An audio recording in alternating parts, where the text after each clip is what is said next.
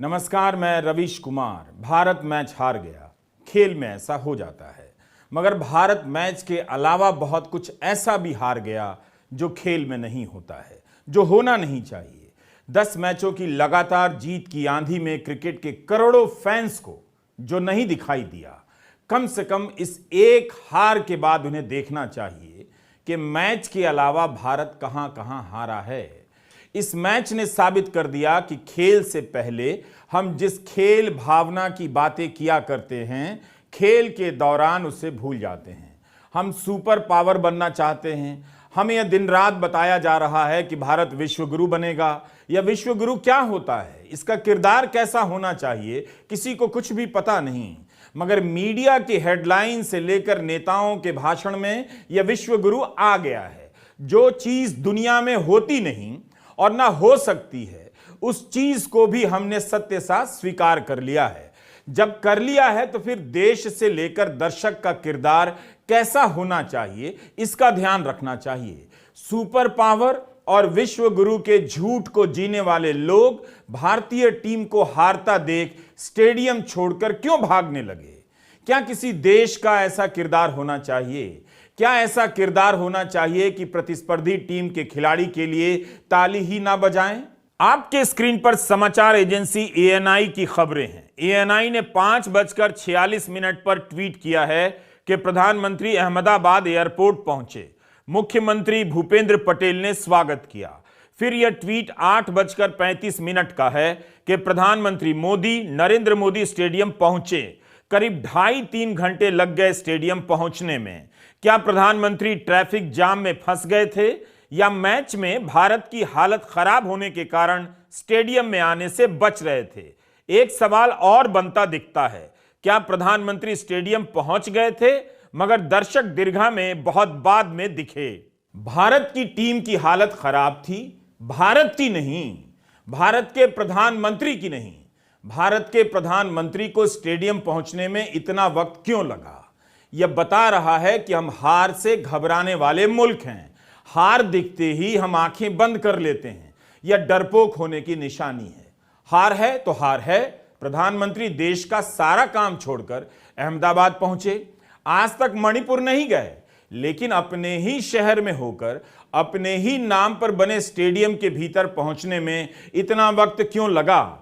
अगर भारत ने तगड़ी बल्लेबाजी की होती, टीम जीत की स्थिति में होती, तो क्या प्रधानमंत्री नरेंद्र मोदी एयरपोर्ट से सीधे नरेंद्र मोदी स्टेडियम नहीं जाते? 3 घंटे लग गए स्टेडियम पहुंचने में। आना तो था ही, क्योंकि ऑस्ट्रेलिया के उप प्रधानमंत्री को बुलाया गया था। उन्हें भी खबर होगी कि प्रधानमंत्री आ रहे हैं। सारे सुरक्षा कर्मी 24 घंटे से जाग रहे होंगे। उन्हें कैसा लग रहा होगा यह सब देखकर कि प्रधानमंत्री स्टेडियम के लिए निकले नहीं, क्योंकि भारत की टीम हार रही है। इसलिए कह रहा हूं कि कल हम हारे तो केवल मैच, मगर उसके साथ साथ और भी बहुत कुछ हार गए। इसलिए भारत की यह हार बहुत बड़ी है। टीम कैसा भी खेले, हार हो या जीत हो, 56 इंच का सीना जैसा प्रचार करने वाले प्रधानमंत्री नरेंद्र मोदी को सारा समय नरेंद्र मोदी स्टेडियम में होना चाहिए था और भारतीय टीम का हौसला बढ़ाना चाहिए था। ऑस्ट्रेलिया टीम के लिए भी ताली बजानी चाहिए थी। प्रधानमंत्री मोदी ने तो एग्जाम वॉरियर्स नाम की किताब लिखी है। वे हर साल जब भी सीबीएसई की परीक्षा होती है, लाखों छात्रों को प्रवचन देते हैं कि परीक्षा में फेल होने से कुछ नहीं होता, जिंदगी खत्म नहीं होती। अब वही लाखों छात्र पूछेंगे कि जब टीम हार रही थी तो आप क्यों घबरा गए? उसका सामना करने स्टेडियम में इतनी देर से क्यों पहुंचे? क्या उन्हें अपना ही भाषण याद नहीं रहा? हम याद दिला देते हैं। जीवन की तरफ हमारी सोच क्या है? जिस दिन हम मानते हैं कि ये एग्जाम गई मतलब जिंदगी गई,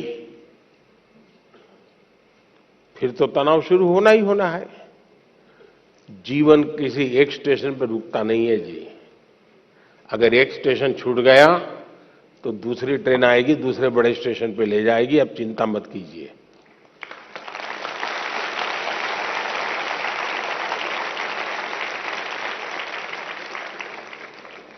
एग्जाम वो एंड ऑफ द लाइफ नहीं होता है जी। जब भारत की परीक्षा का वक्त आया तो प्रधानमंत्री अपनी ही चर्चा भूल गए। इसलिए चर्चा राहुल द्रविड़ की करनी चाहिए।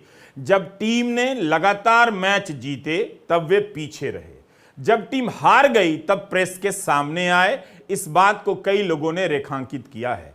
इसलिए प्रधानमंत्री को राहुल द्रविड़ के साथ परीक्षा पर चर्चा करनी चाहिए। खैर, जब स्टेडियम में आ गए, टीम हार गई, तब प्रधानमंत्री ने इतना जरूर किया। ऑस्ट्रेलिया के कप्तान को कप सौंपने के बाद ड्रेसिंग रूम गए और भारतीय खिलाड़ियों का हौसला बढ़ाया। यह तस्वीर रविंद्र जडेजा ने ट्वीट की है। यह मोहम्मद शमी ने ट्वीट किया है। प्रधानमंत्री मोदी ने सेमीफाइनल के बाद मोहम्मद शमी के लिए अलग से ट्वीट किया था और फाइनल के बाद गले से लगा लिया। हम जरूर फैंस की बात कर रहे हैं, लेकिन इस दर्शक संस्कृति को भ्रष्ट करने में वही राजनीतिक संस्कृति जिम्मेदार है जो इस मैच से राजनीतिक मुनाफा कमाने के फिराक में थी। उसकी बात ज्यादा होनी चाहिए और हो भी रही है, लेकिन अभी फैंस की बात कर रहा हूं। स्टेडियम के भीतर उदास और लुटा हुआ महसूस कर रहे इन दर्शकों की पीड़ा हम सभी की पीड़ा है। हम सभी उदास हैं, लेकिन अगर यही जीत मिल रही होती तो इसी स्टैंड से मोदी मोदी के नारे गूंज रहे होते, गोदी मीडिया डांस कर रहा होता। फैंस को सोचना चाहिए कि क्या उनका प्यारा क्रिकेट मोदी मोदी करने के